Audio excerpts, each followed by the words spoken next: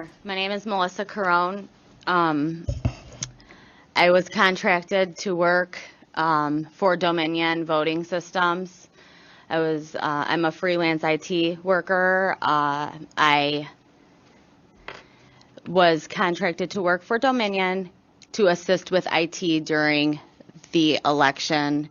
I started work at 6 a.m. on November 3rd at the TCF Center. I got off work at 5 a.m. November 4th, went home, went to bed, returned to work at 10 a.m. November 4th, stayed until approximately 2 p.m. November 4th. When I got off, I had a doctor's appointment. I was supposed to come back to work. One of the Dominion employees, he's in my affidavit, his name is Samuel, texted me and said, "We're almost done counting ballots. We don't need you to come back." It was getting a little rowdy when I left. I really didn't want to come back anyways. So that is why that I was contracted to work for Dominion, assisting with IT.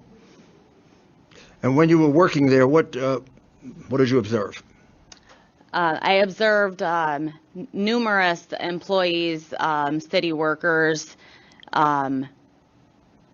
running batches of ballots through the tabulators countless times without discarding them first. The tabulating machines would jam 2 to 3 times an hour. When they would jam, the correct process would be to pull out the problem ballot that jammed. Say the problem ballot was number 24 out of 50. I wasn't allowed to touch any hardware at all. I would assist them, tell them to pull out this ballot, put the problem ballot on top. In Michigan, our ballots from the tabulators don't just drop into steel ballot boxes. They are now, as they got tabulated, they are now on top of the tabulating machine. Okay? So instead of them taking these, so say, let's keep it number 25 is the problem ballot, it got jammed. So the computer would throw an error. It would say ballot number 25, there's an error. I would say pull out ballot number 25, slowly pull it out, put it on top, take the ballots that had already been tabulated, which are on top of the tabulating machine now, put them all back in a stack, discard the entire batch, and re-scan it. Instead of discarding, they were just rescanning, counting ballots 9 to 10 times, counting votes 9 to 10 times. So they were counting the same ballot, the same vote, 9 or 10 times? Yes, sir. They were counting them 9 or 10 How many times did you observe that? These machines would jam 2 to 3 times an hour. Each machine, there were approximately 22 to 24 tabulating machines in the TCF Center. I observed it thousands of times. Thousands of times? And how many were there 20 machines, approximately? Approximately between 22 to 24 machines. And were there any Republicans who were observing, or just Democrats? I saw very few Republicans, about 3 total. How about those 20 machines? Did you see any of them observing those 20 machines where the ballot was being put in 10 or 20 times? They questioned. I got some of them questioning me. My manager had came up to. I had called my manager over to a specific tabulating machine. I showed him a number on it, which was close to 500. It should never go over 50. Ballots come in batches of 50. I said, we have a severe problem here. Nick Autonomogenous, which is a part owner of Dominion. And he said, Melissa, I don't want to hear that we have a problem. He said, we are here to assist with IT. We are not here to run their election. That is exactly what he said to me. at that point, I was just really frustrated and upset. I could tell what was going on. I knew what was going on at that point. What was going on? He was in on it. He was in on it. They were all in on it. In on what? They were cheating. It was very, very apparent. It was apparent he knew. It was apparent that he was in on it.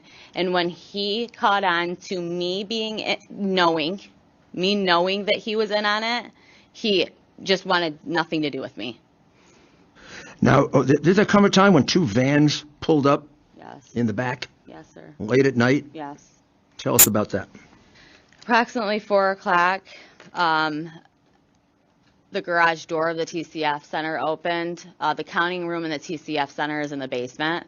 So when the garage door opened, a van pulled up, one on day shift, one on night shift. They were supposed to be for food because they were short on food for the workers. That's what they said over the microphone. That's what Daniel Baxter said. He said they had food for 1/3 of the workers, and that they would provide food and it would be there shortly. Well, food never came out of these vans. Yes, what's your point of order, Representative? We have these people. To make a really cute one of a caricature with me. Hi, I'm Brad Callen, and in this video, I'm going to show you how anyone can quickly and easily create doodle videos, just like the one you're watching right now, using Doodly, our drag and drop doodle software that allows anyone, regardless of tech skills, to create highly engaging professional doodle videos in a matter of minutes. Because doodle videos are fun and engaging, they can get you more clicks, likes, shares, and most importantly sales than any other type of video. Which is why Doodly is now the video tool of choice for over 150,000 businesses all over the world. Making claims, they should be under, we should have them under, what do you call it? Oath. Under oath. Representative, we don't Under do oath that. here. Representative, I have an affidavit. I'm under you're out of order, Representative. We don't do that here in Mr. Michigan. Chairman, she We've has- never done that. I wrote an Mr. affidavit. Chairman, We're gonna move on. she has an And Biden affidavit. never has done. She has an affidavit under oath. And it should not. Representative. Be under Please continue, and if we could have fewer back and forth, and maybe you can tell your story. No, I'm talking with Mr. Giuliani. We really want to get through this, I and know. this is sort of a format that is a little unusual to our committee. So if it's possible to tell a little more of your story, and I understand you're trying to speed it up, but we want to make sure we get through everything today, Mr. Giuliani. Pardon? Where I was initially Good. supposed to be working. And reach in for your affidavit. That's your affidavit under Sure. oath. So I have 19 things in my affidavit. I was at the TCF Center for 27 hours. I'm a mother. I have 2 children and I have 2 degrees. I'm very, I would never, I don't know any woman in the world that would write an affidavit under oath just to write it. You know, you can go to prison for this. So anyways, I want to make this very clear. I was initially supposed to work at the Detroit Department of Elections building. That was an order by my manager, Nick Economagounis, part owner of Dominion. I have it all in emails. I was trained on the adjudication and tabulation process. So in the email, it says you are to park in a parking lot and get shuttled over to this, they referred to it as the Chicago warehouse.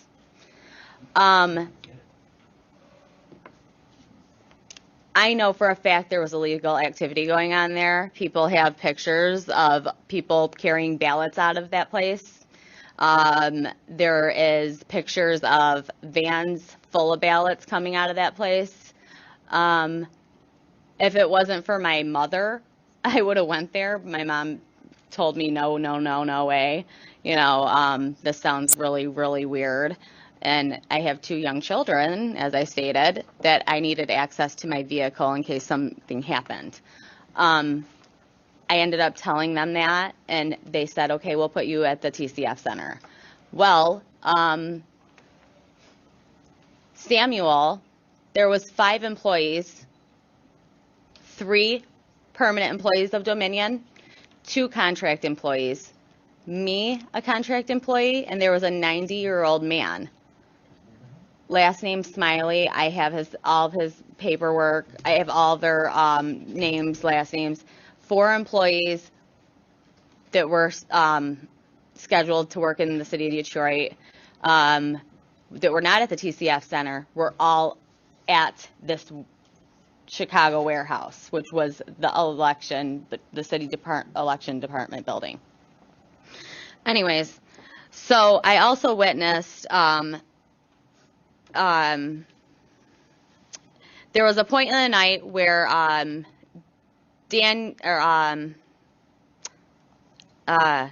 Samuel and Nick said that there was a big data loss. They started freaking out, stepped off the stage, got on their phones. I asked them what was going on. They said it was taken care of. Nick sent Samuel over to this warehouse for about 3 hours. When he got back, I said, "Where were you? Where'd you go?"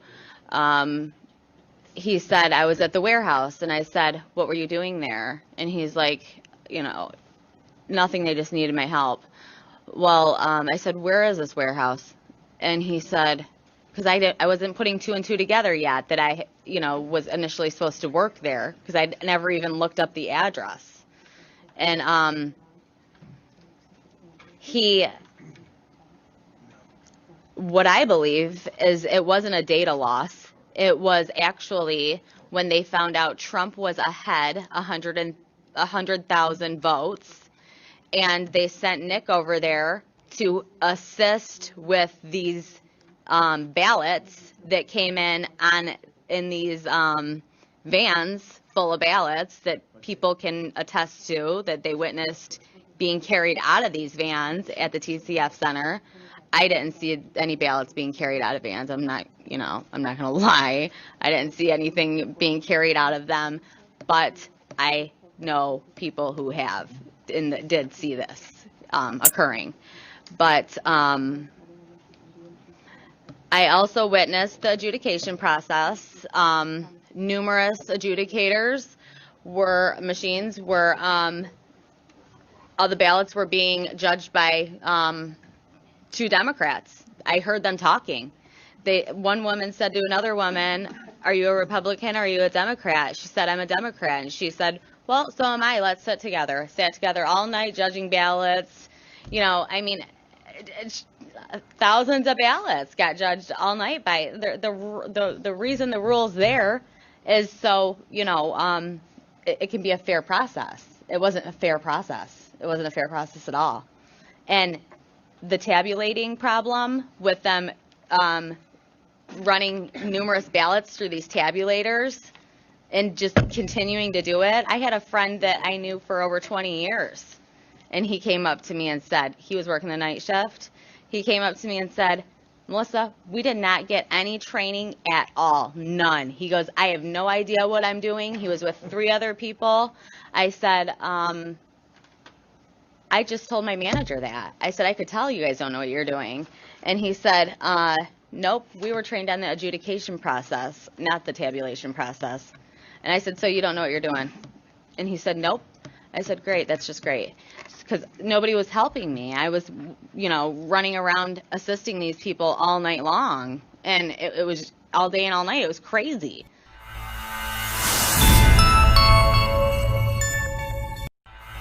Countless times. There were so many ballots that ran through these tabulators numerous times. I mean, without any oversight at all. I mean, there's so much more. This election, I will say, these Democrats took every avenue possible to commit fraud in this election.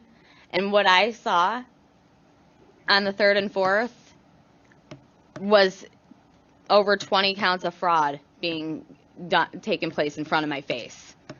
And this isn't counting, the ballots that are found in rivers, the ballots found under rocks, the ballots, that ended up. First of all, Representative, please. Let me tell you why I'm Representative, asking you to hold it. do you have a point of I order? love how you can What's just your say point of whatever order? you want to say. Do you have a point of order, Representative? She's just, Sure. Skip this ad. Just like you skipped out on buying Amazon stock and Google and Apple. Cynthia wants to defend the fraud. this is funny. All right. Ma'am, please continue.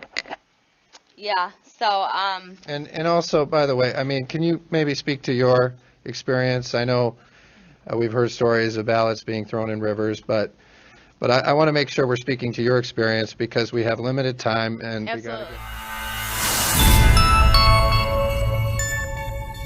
And then, Well, okay, I called the FBI okay. on the 8th, November 8th. I talked to 2 separate women, over 40 minutes. The first one gave her all my information. The phone mysteriously cut out, and she never called me back. I was waiting for her to call me back. She never called me back. I had to call them back, and they never called me back. Never got a call back. Still haven't got a call back. And I had somebody else working on it that has a neighbor that's an old FBI agent, and still haven't heard back from that. Can I ask you just one last question? Sure. Melissa? So how many ballots would you estimate in front of you that you observed were counted multiple times in the machine? Can you put a number to it, an estimated number? At best you least can at do. least 30,000. At least 30,000. Okay. Thank you. Okay. Thank you. And I guess I'll ask a question. I just want to understand. So what is your role with Dominion? Can you clarify that? Hey, you're welcome.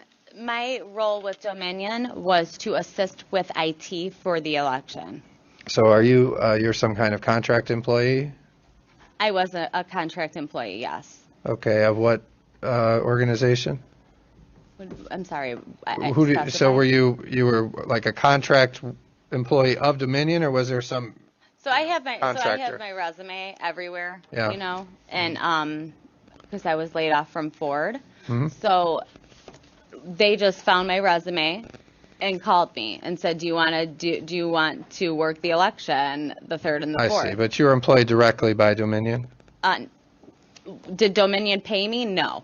PDS staffing paid me Okay. because they called me, but I was working for Dominion. Yes. Okay. Something very, very suspicious too, must I add, that we were not allowed to wear name tags at all. We were not allowed to talk about who we worked for. They were very secretive.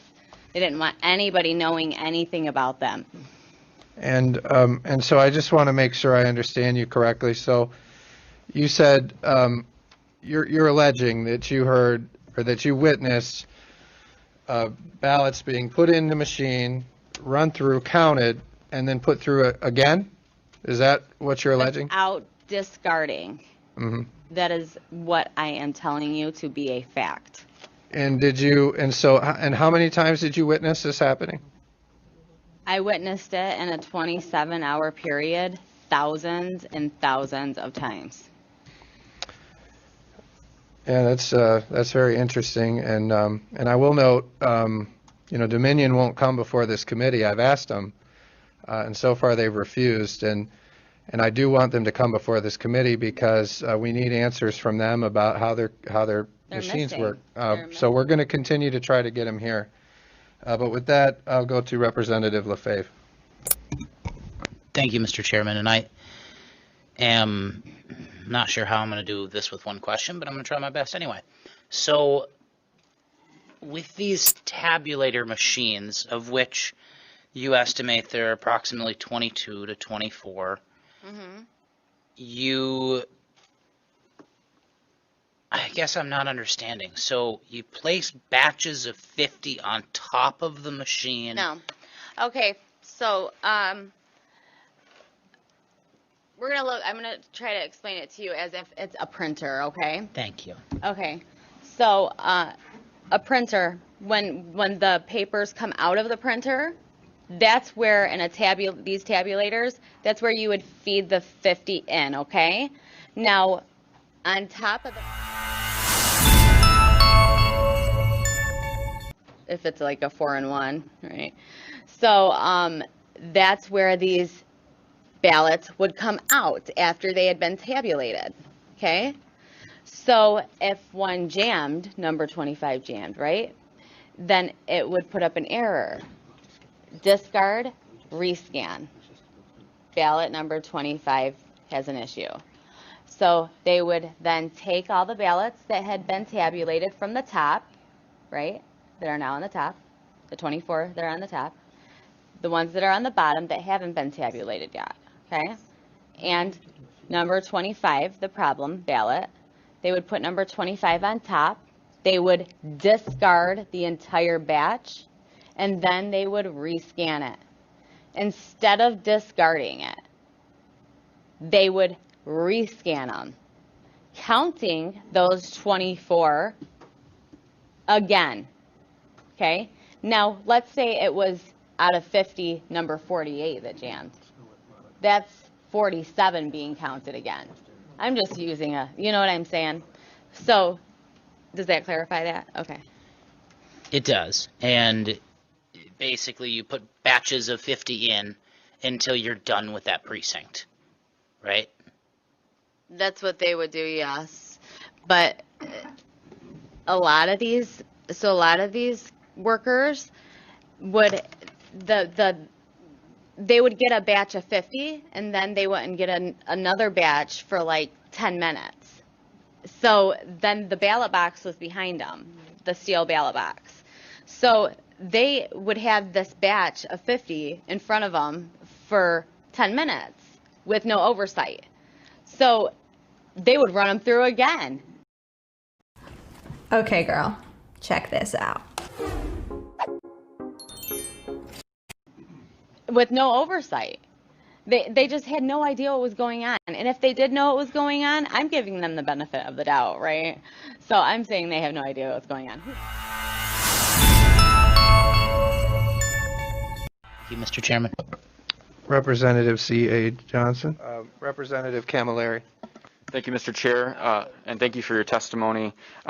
Going back to the ruling from Judge Kenny, Timothy Kenny, he writes that your description of the events at the TCF Center does not square with any other affidavits. Yeah. He says that there are, I'm excuse me, I'm speaking. Please, Thank you. let's let the representative finish, and then you can answer. He writes that there are no other reports of lost data or tabulating machines that jammed repeatedly every hour during the count. He also writes that neither Republican nor Democratic challengers nor city officials substantiate your version of these events. The allegations simply are not credible, is what Judge Kenny writes. So my question for you is, you know, you're making claims here today that there's systematic fraud in what's going on in our elections. Are the courts also tied up in that fraud? Let me tell you what I did by accident, okay? I gave Channel 7 an interview that they tied in to that and made me the witness that's uncredible. Guess what? There's going to be a couple behind me that are going to say the same thing I just said. And The witness before you was also proven not credible as well by the same she judge. wasn't, because she wasn't even there. Representative The very Camilleri, first let her time finish, she had please. talked. The very Ma'am. first time. So I just want to understand, you know, I don't know what exactly all the things that are being talked about there are, but can you tell us what you said today is the truth? Is that correct? Sir, I wrote a written affidavit. Yes, it is 100% true. Okay, and did other people observe this? Absolutely. And behind me, you're going to hear a couple. Okay, and we'll hear And from them. let me just hopefully. state this. I was an IT worker on the stage. I was working with Dominion. I had no poll workers were not allowed on the stage. The data loss, nobody would have heard about that besides me, Samuel, and Nick. Okay? Just like nobody knows that Samuel went to the Chicago warehouse besides me because I worked for Dominion. They didn't. They're not going to hear that part. You know what I mean? The poll workers are not going to know that Samuel, they're not even going to know who he is. You know, they're not going to know that he went to the warehouse. So can you, I think what Representative Camilleri is asking is perhaps why is it that more people, and I know we have a couple here today, but why is it that we're not having more people come forward? I mean, it seems like if there was all this widespread fraud that, you know, we'd have dozens and dozens of people. I'll tell you why. Completely destroyed because of this. I've lost family. I've lost friends. I've been threatened. My kids have been threatened. I've had to move. I've had to change my phone number. I've had to get rid of social media. Nobody wants to come forward. They're getting threatened. Their lives are getting ruined. I can't even get an actual job anymore. I can't. Because Democrats like to ruin your lives. That's why. All right. Let's just like they do to Trump. Let's move on to Representative Steve Johnson. Thank you, Mr. Chair. So obviously these allegations are very troubling. This is my question here. If these ballots were run through multiple times, as you've alleged, and then you said possibly up to 30,000 times, definitely thousands of times being counted, when we examine the poll book and see who voted, and we count those numbers, yes, would they then not line up with the total number of votes coming out of Detroit? Just later. The poll book is completely off. Completely off. Off by 30,000? I'd say that poll book is off by over 100,000. That poll book. Why don't you look at the registered voters on there? How many registered voters are on there? Do you even know the answer to that? No, I guess I'm trying to get to the bottom of this here. Zero. There's zero. So my question then is if the guess how many? Wait, what about the turnout rate? 120%. Let's let Representative Johnson ask his question, please. So the poll book number. There's two things that could happen here. Either the poll book number, if ballots were counted multiple times, there's two options. Option number one is that the poll book numbers are not going to match. They don't. The actual. Not by thousands and thousands of votes. That's not what we see right now. Take a look again. Take a look again. Option number two is that they essentially were filling in names of people who didn't vote. Dead people too? So is that? Let's I guess, let is that Representative Johnson ask his question, and then when I thought that done, was his answer. Okay. Well, I guess that's my question here is why we're not seeing the poll book off by 30,000 votes. That's not the case. What did you guys do? Take it and do something crazy to it? I'm just saying the numbers are not off by 30,000 votes. So I know what I saying saw. That they're filling in. I know what I saw, and I signed something saying that if I'm wrong, I can go to prison. Okay. Did you? Okay, I'm just trying to ask you a legitimate question here. Yeah, let's let Representative Johnson ask his question, and then don't interrupt him, and then if you want to respond to it, that's fine. And did you have more, Representative? Yeah, I guess I just want to keep following back up with the poll book. So are we saying that the poll book is either wildly off or that they are filling in names? It's wildly off, and dead people voted, and illegals voted. Okay. So that's my answer. I think we're going to move on. Yeah. Representative LeGrand. Thank you, Mr. Chair. So, ma'am, can I ask you a simple question? Sure. When did you convey the narrative? When did you communicate substantially the narrative that you've given us today? At what do you recall the date that you gave that to the Trump legal team, to Mr. Giuliani and the woman sitting next to him? To Mr. Giuliani, to the team. To them, I'm working with a different attorney.